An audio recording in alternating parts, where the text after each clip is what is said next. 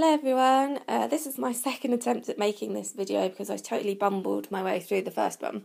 So basically this is all my resources that I'm using to learn French at the moment. I'm in the beginner stages. I sort of dabbled a bit last year trying to get a grasp of how you go about learning a language and what's the best way and stuff. So I've watched quite a lot of YouTube videos, and if you are interested, definitely search for polyglots, and there's loads of cool stuff where they talk about all the different methods that you can go about to learn a language, so that's really cool. I'm just going to show you some of the stuff that I have got at the moment, and then you can make your own mind up. So firstly, the most important thing I'm using is not actually on the floor, it's on my iPad, and that is the 1940 edition of Astimil French with Ease, I think it's called.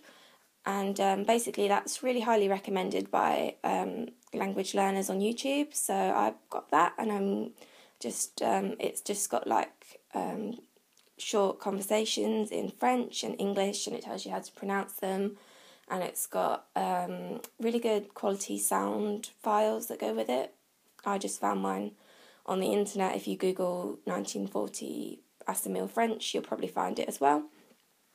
Or you can buy it off eBay and things like that, but it's not actually in print anymore, the older version, so you can still find it though. It's really, really good so far. I'm on lesson 10 at the moment, and there's I'd say around 150 lessons, so it's really good.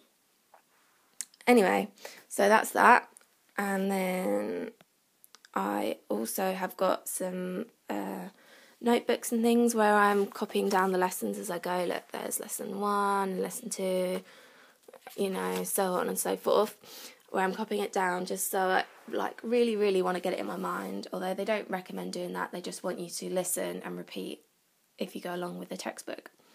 I'm also I'm going to have a go at doing this method that I heard about called the gold list, where you basically copy down the most frequently used words in the language, and then you revise. You go back and you look at your list in say a month, and you see how many you've learned.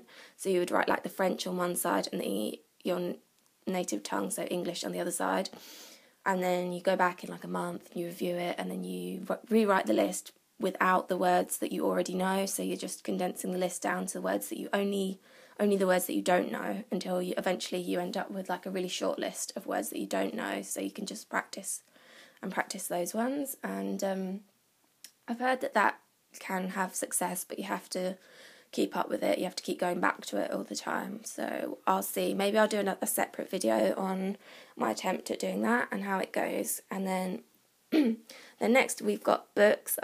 I keep forgetting to go and get my I've got the Little Prince in I don't know what it's called, bilingual. It's called a Bilingual Text, where it's got the French on one side and the English on the other, and then you can read it page for page kind of thing. And that also has audio, so that's really useful. I can go and get it and show you on another video if anyone's interested in that.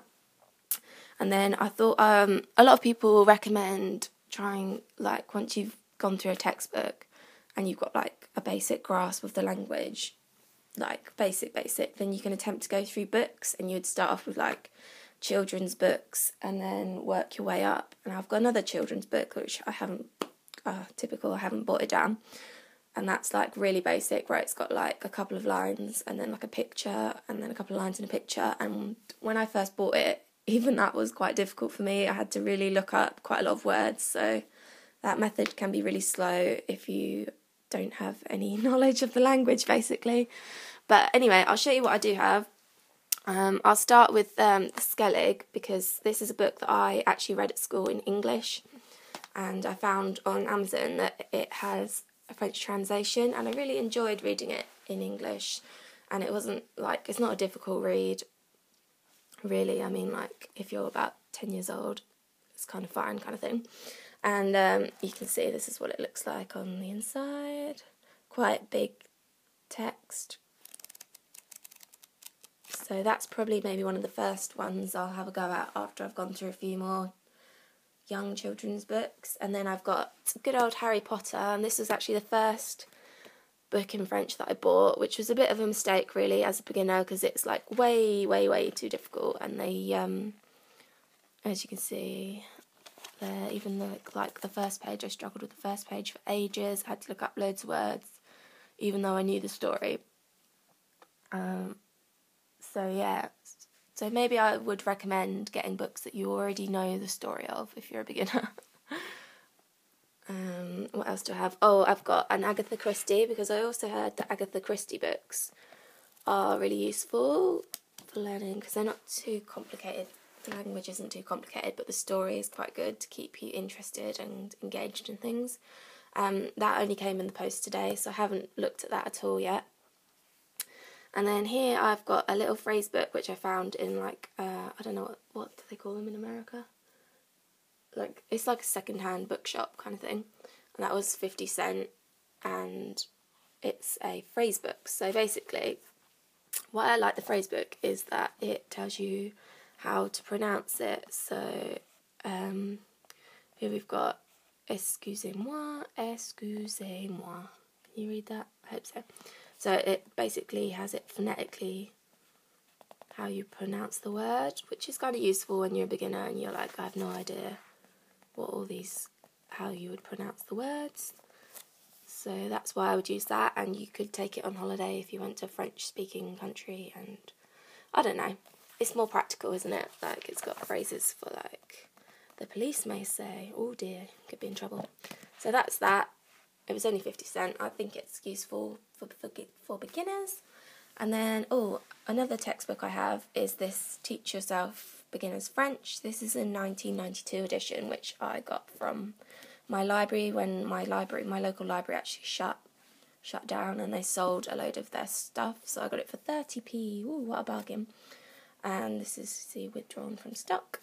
It's a bit grubby. Look, I don't know what that is. Oh, that is where they stick the sheet that they stamp to say you've taken the book out. Here's a quick look at the contents. It just goes through like different topics, things you want to talk about, how do you say different things, you know, basic, typical textbook stuff where they go through all that. I've heard the Teach Yourselves are really good, but I don't have any of the audios, so I haven't really looked at that in too much detail, because it's like you're supposed to listen along with, like, look, it's got like the tape where you're supposed to listen to the dialogue and then answer questions about, you know, what they're talking about and things like that, and I don't have that, so can't really fully use that. And then the other thing that I found recently, well, like last week, which I think is really cool, is that a lot of DVDs are dubbed in French or in a language. Like, I've got a lot of DVDs at my mum's house, so I went through, and these are the ones I found that have spoken French and French subtitles. So we've got The Muppets Christmas Carol, The Hobbit, the extended edition has French. I don't think the regular version does. And also I've got other Lord of the Rings stuff there. None of those have French on, unfortunately, just this one. So The Muppets Christmas Carol, The Hobbit, The Great Gatsby, The Help, Pretty Woman even, Extremely Loud, Incredibly Close, and The Long Engagement, but that doesn't actually have any spoken English. That's only in French or German. So those are the ones that I found in my house. So you might have resources lying around that you didn't know you had. So don't expect to watch it and be like, oh, I understand every word they're saying. No, you're probably not going to, but it'll help you. You'll just help you hear the pronunciation and get the gist and stuff like that. Even though subtitles do tend to paraphrase, you're still going to recognise some of the words that are coming up, so you read it and you hear it, and that's going to reinforce stuff that you already know and help you learn a few extra words.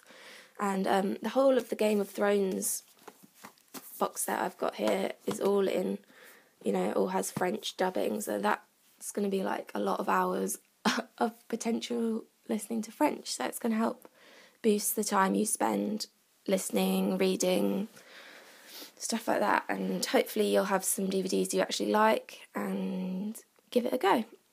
So that's what I've got so far. I'll probably make a video on my gold list thing